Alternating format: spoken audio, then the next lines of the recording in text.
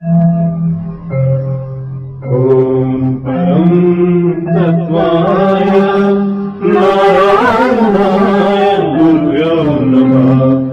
ओम परम तत्वाय नारायणाय गुरुभ्यो नमः। आप सभी को जय गुरुदेव। मैं परमहंस स्वामी निखिलेश्वरानंद जी, जिनका गृहस्थ नाम डॉक्टर नारायण दत्त श्रीमाली जी भी है, उनके चरणों में दंडवत प्रणाम करते हुए सबके लिए आशीर्वाद की कामना करती हूँ। मैं ये आशा करती हूँ कि आप सब लोग स्वस्थ होंगे और अपनी अपनी साधनाओं में लगे होंगे। आज हमारे साथ सतीश टंडन जी हैं लखनऊ से। इनसे हम चर्चा करेंगे कि कैसे जो है सद्गुरुदेव ने इनके साथ इनको संन्यास्त किया। ये संन्यास लेने की भावना से थे, तो गुरुदेव ने इनको उस चीज़ के लिए मना किया और मन से पूरा संन्यास्त कर दिया। तो यही मैं आज सतीश जी आपसे पूछना चाहती हूँ कि ये घटना कैसे घटी।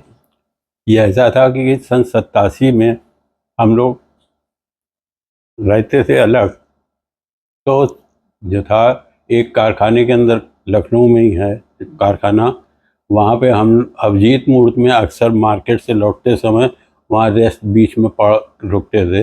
अच्छा। तो वो कारखाना था मोहम्मदन का, तो उसके अंदर जाते थे तो उससे बातचीत करते थे। अभिजीत मुहूर्त हुआ 11:30 से 12:30 के बीच में, हाँ, दिन में। जी हाँ। उसी टाइम पे हम वहाँ पहुँचे विभाग से। तो एक दिन वहाँ पे बैठे हुए थे बगल, तो ऐसी ही बात हो रही थी आपस में, हंसी मजाक उससे। तो बगल में कि वही अभिजीत मूर्त में एक 5 फीट के सन्यासी रूप में, लंबी सी सफ़ेद दाढ़ी, बाल और अपने डाले अंगोछा डाले हुए एक बाबा बगल में आके मेरे खड़े हुए। तो कहने लगे, बेटा चाय पिलाओ। तो हमने कहा कि बाबा हम कहाँ चाय पिलाएंगे, हम तो खुद ही कह रहे हैं इनसे कि तुम हम आज चाय मंगवा लो 2 ठो। तब सोचते सोचते रहे, वो हंसी मजाक करने लगे। तो वो कहने लगा उनसे कि ये हमसे चाय मांग रहे हैं, जबकि इनके पास व्यवस्था है, मगर ये शान में कहते मैं संन्यास ले लूँगा, मैं संन्यास ले लूँगा, बहुत कुछ नहीं है यहाँ। अच्छा, आप संन्यास लेना चाहते हैं? हाँ।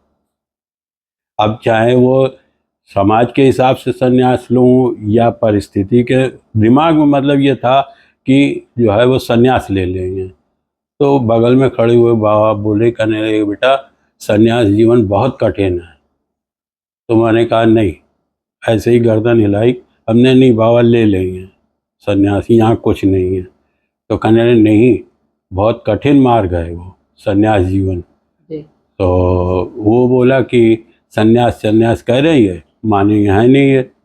तो हमने तिवारा, फिर हमने जब कहा कि, फिर वो बोले कि नहीं बेटा बहुत कठिन रास्ता है, संन्यास जीवन का ध्येय नहीं है। तो हमने नहीं बाबा ले लेंगे। तो बस कुछ बोले नहीं, मेरा बाईं कलाई उन्होंने पकड़ी, हाथ मारा उन्होंने, हाथ मार के बोले, कहने बेटा चल, सब कुछ छोड़ दे, साइकिल आइकिल सब यहाँ छोड़ दे, चल मेरे संग में चल। वह इतना उनका कहना, पलक झपकते ही मेरी सारी बुद्धि हर गई और मैं ये सोचने लगा कि परिवार में मेरी पत्नी है, 2 बच्चे हैं, वो फलानी जगह अच्छा, वो जो आपको संन्यास का जुनून था, हाँ, वो उन्होंने हटा दिया। मतलब उस टाइम तो बिल्कुल बस इतना ये चीज आई कि संन्यास मैं कह रहा हूँ, और उधर दिमाग मेरा गृहस्थी में पहुंच गया, समाज के अंदर।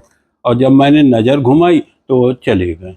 अच्छा, बाबा गायब हो गए। आपको ये कैसे लगा कि वो सद्गुरुदेव थे?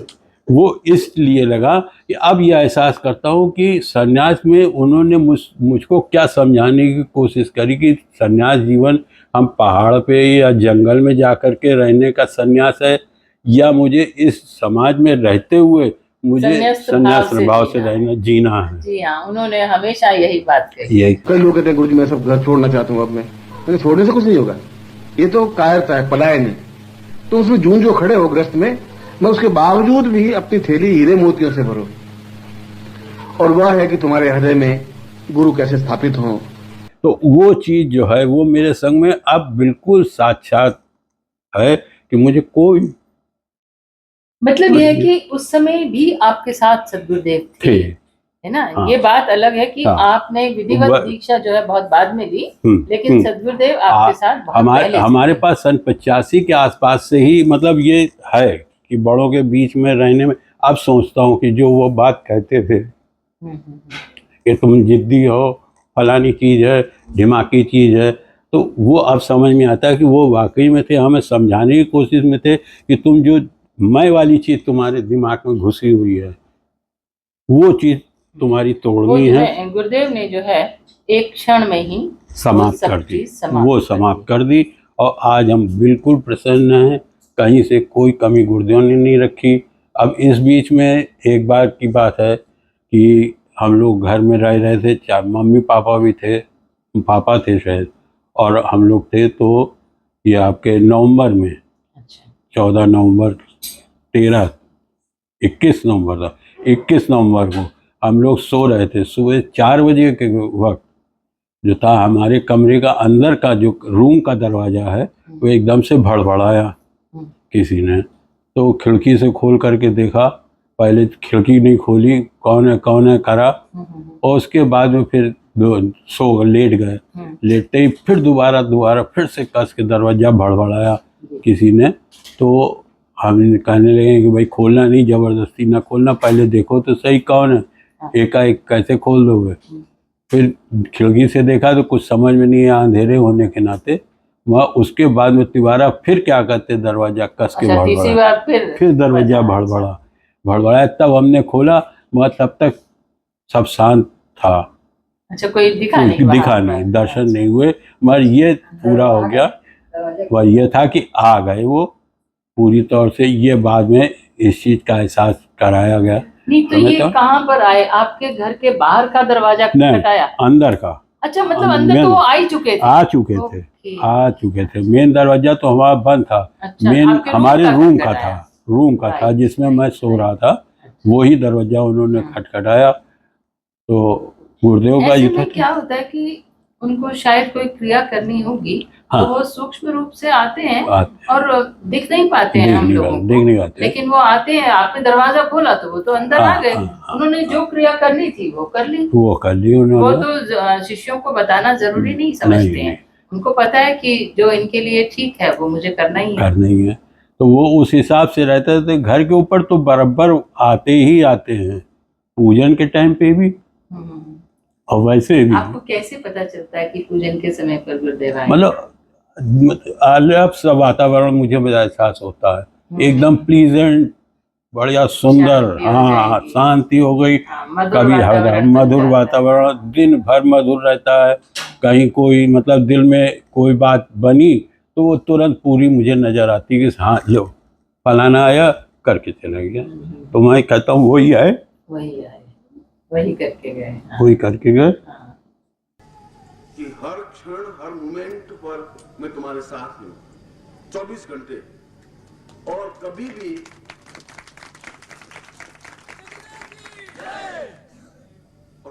किसी भी क्षण तुम पीछे मुड़ के देखोगे तो मैं तुम्हें तैयार खड़ा मिलूंगा, ये बात है। और जब तुम मुझे मिलते हो आप लोग, तो शायद मुझे बहुत ज्यादा एक अटैचमेंट सा महसूस करता हूँ, बहुत ज्यादा प्यार सा महसूस करता हूँ तुम लोगों से। ऐसा नहीं लगता तुम पराए हो। मैंने जिंदगी में कभी ऐसा एहसास किया ही नहीं। मगर दुख इस बात का, वेदना इस बात की होती है कि तुम पहचान नहीं पा रहे। और ये अक्सर ये था, चाचा के संग में जब बैठते थे तो सामने बैठे हुए हैं और वो कह रहे थे, बात कर रहे हैं और कह रहे बगल में, देख तेरे बगल में गुरुजी खड़े हैं, देख देख। अच्छा, सफेद उनको दिखता होगा, उनको दिखता था, उनको थी। वो देखते कहते देख कुर्ता पैजामा सफेद कपड़े में हैं और हम यूँ करें। हमने चाचा हमें तो नहीं दिख रहे। तो कहे तू दिखेगा कैसे, तू तो रो रहा है, ये इससे थोड़ी ना कुछ दिखेगा, आगे बढ़। तो था ना उनका अपने साधनात्मक भावभूमि पर उतरना पड़ता है, दिव्य दृष्टि, दिव्य नेत्र, जागरण प्रयोग, इस तरह का कुछ अगर किया जाए तो तब तो जो है आपको उनकी प्रेजेंस का एहसास होगा, दिखेगी भी नहीं। वो ये तो मतलब अक्सर ऐसा हमारे संग में हुआ। एक दफ़ा दिल्ली का कथन आपको सुनाऊं। दिल्ली में हम लोग थे 4 जने, मतलब छोटा वाला लड़का बहू होता सत्संग में थे, और अरविंद गुरुदेव से मिलने के लिए कोहाट गए। सामने बैठे, जा कर के बड़े चरण स्पर्श हो गया, कहने लगे बोल बेटा बोल। हमने गुरु जी, सब ठीक, हमने हाँ गुरु जी। सब लोग मिल लिए, और उसके बाद में जब मुंह देखा मेरा तो कहने लगे कुछ कहना चाहता है ना? हाँ गुरु जी कुछ कहना है। कहा बोल। हमने आज इनकी हमें शिकायत करनी है। पत्नी की अपनी? हाँ। तो अब वो भी अचंभे में कि क्या ये क्या कहना क्या चाहता। हम कहने जा रहे थे, पूछने जा रहे थे कुछ, और ले कहीं की हवा कहीं की कहीं। अब वो मेरा मुंह देखे, बेटा मैं सब ठीक कर दूंगा, जा तू जा। मैं समझ गया। अब बाद में ये लोग हंस रहे, लड़का कह रहे क्या कहना क्या चाहते थे। अरे हमने कहा यार हम जा रहे थे कि हमने क्रिया योग की, तुम्हारे कुंडली जागरण की वो कुछ गुरुधाम में दीक्षा ली है माता जी से, गुरुदेव अर्जुन गुरुदेव से, तो उसका अगले का चरण क्या होगा। तो बजाय जो कहना था वो तो गुरुदेव ने बुला दिया, और जो जिसका मुंह सूत ना कपास वो उनके सामने ले रहे। गुरुदेव जी भी बहुत अचंभे में कि क्या रहा, कहना क्या चाहता। दरअसल क्या है, सद्गुरुदेव के सामने जब हम लोग जाते थे ना, तो हम घर से क्या सोच कर गए हैं उनसे कहने के लिए, उनको देखते ही सब कुछ भूल जाते, सब कुछ भूल जाते। फिर घर जाके याद आता था अरे हम तो ये कहने गए थे। लेकिन क्या होता था कि जो हम मन में सोच के जाते थे वो उनको खुद ही पता होता था, और वो कार्य वो संपन्न हो जाता था। उनके सामने ना मुंह से कहने की जरूरत ही नहीं पड़ती, उनको खुद ही पता है सब चीज। ऐसे ही क्या कहते उसमें दिवाली पे हम लोग गए, मिले गुरुदेव से। मिलने के बाद में ये सब करें, ये अपने ठीक याद की से गुरु जी कहेंगे कुछ लक्ष्मी की हमारी व्यवस्था कराइए, थोड़ा सा वो हो।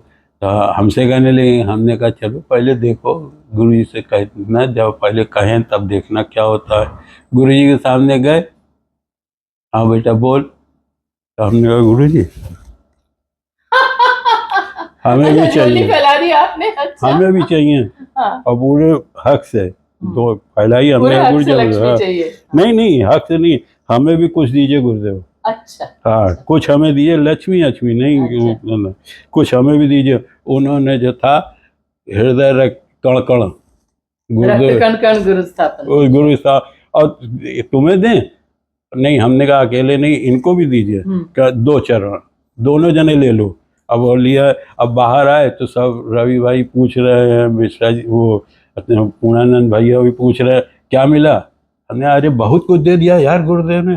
अरे पूछो नहीं, ये कह रहे लक्ष्मी की जगह गुरु जी के मिली है हृदय स्थापन, और ये कह रहे बहुत कुछ मिल गया। अरे हमने कहा ये लक्ष्मी से कई गुना बड़ा गुरुदेव ने दिया हमें, इससे बड़ा और क्या हमें चाहिए भाई।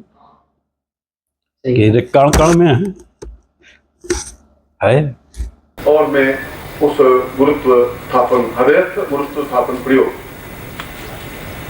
जो कि गुरुपनिषद में वर्णित है, संन्यास शिष्यों को ऐसा प्रयोग करवाते हैं। वह शिष्यों को इसलिए नहीं करवाते, वो तीव्र प्रयोग होता है। मतलब तीव्र प्रयोग का मतलब बहुत ज्यादा इच्छा ये होती है कि उस गुरु के चरणों में जाए, वहीं बैठे हैं और कुछ नहीं है, और फिर मंत्र साधना यही चिंतन उसका 24 घंटे, क्योंकि रक्त में जो चीज मिल जाएगी वो मिल जाएगी। मैं इसका ये मतलब नहीं तुम जिम्मेवारियों से कतरा जाओगे।